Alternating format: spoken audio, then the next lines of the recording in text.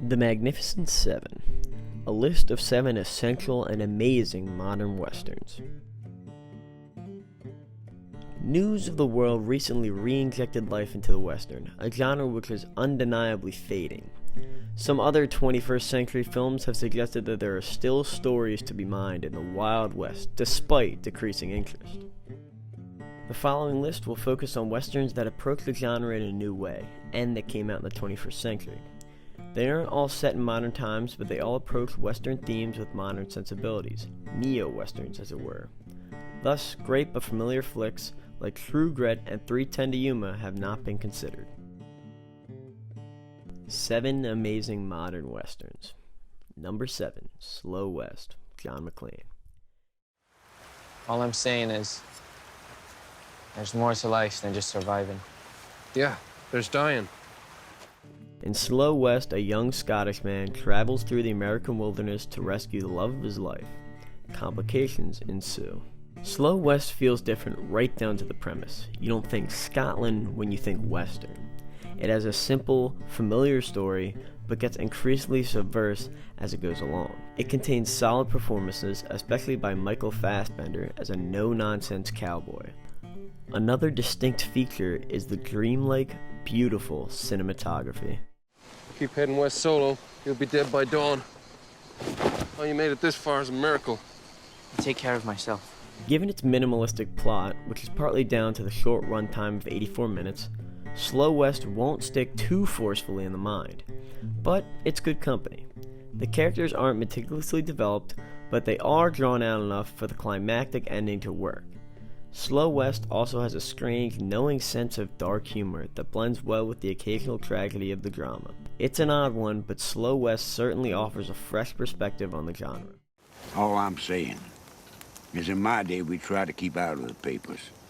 You youngsters trying to get in them. Number 6, The Proposition, John Hillcoat. Word has it that you offered him some kind of deal. Tell me this isn't so, Captain.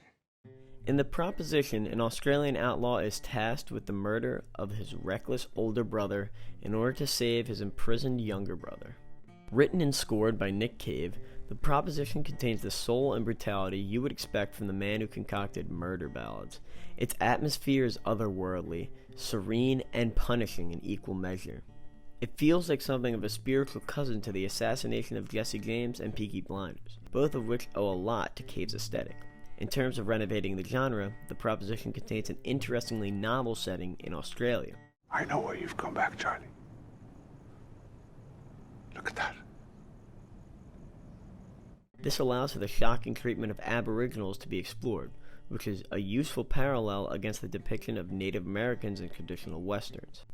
The film has a surprisingly measured performance from Ray Winstone, and Guy Pearce is fantastic. It isn't as memorable as the following entries, but The Proposition is a captivating mood piece.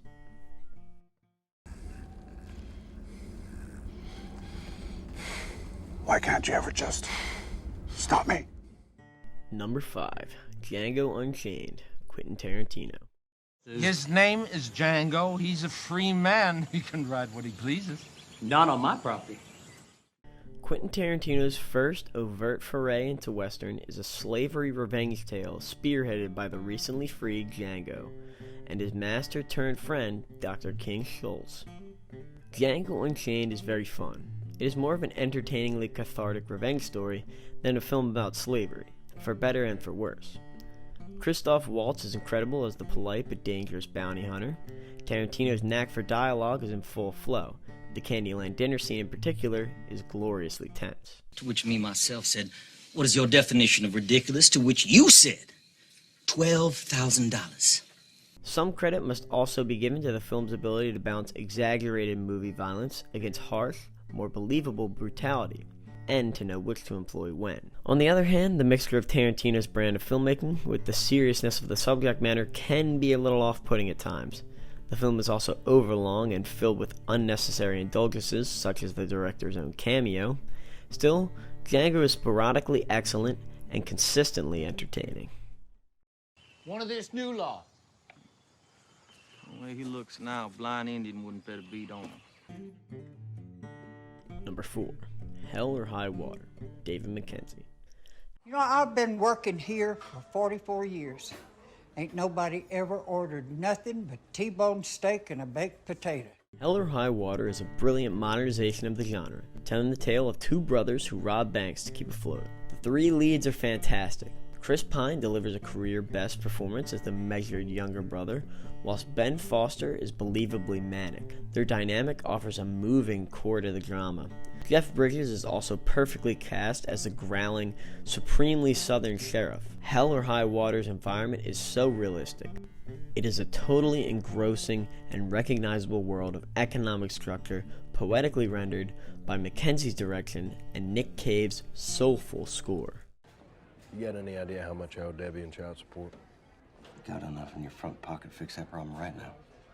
The film manages to mix the old with the new. Though the usual Western archetypes are there, such as the motivated sheriff and flawed but likable outlaws, it has modern sensibilities. There are no heroes or villains, and the common enemy is very contemporary indeed: economic collapse. Though progressive, Taylor Sheridan's script doesn't quite do as much as it could have with the Native American subtext. Still, it does try, which is worth noting. Hell or High Water is a brilliant neo-western, thoroughly modern in its setting, yet simultaneously timeless in its storytelling. You all been here for a while? Long enough to watch the bank getting robbed. Has been robbing me for 30 years. Number 3. The Revenant, Alejandro González Iñárritu.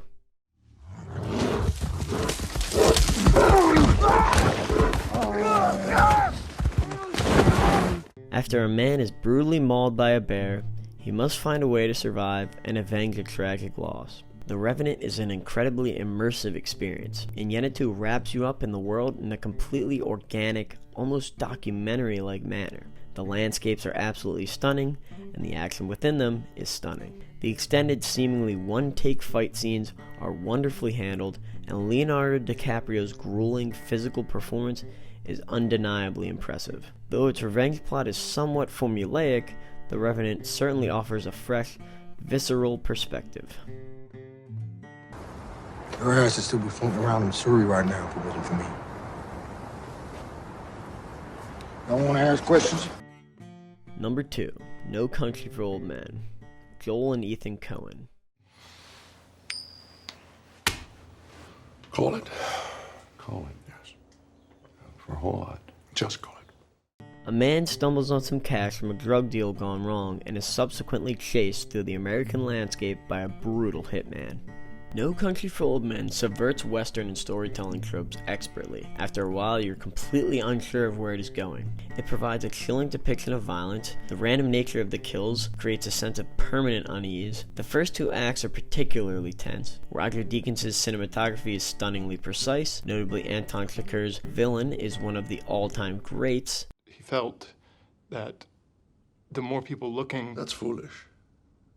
You pick the one right tool. He and the sheriff infuse the film with philosophical, existential perspectives that elevate the drama. No Country for Old Men may be disorienting on first viewing, but it gets better and better the more you revisit it.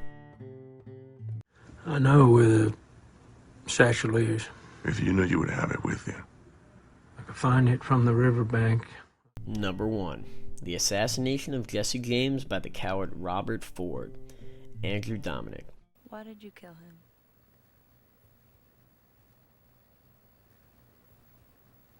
He was gonna kill me. Andrew Dominik's epic drama is a heartfelt and grounded retelling of the events leading to, and crucially after, the titular killing.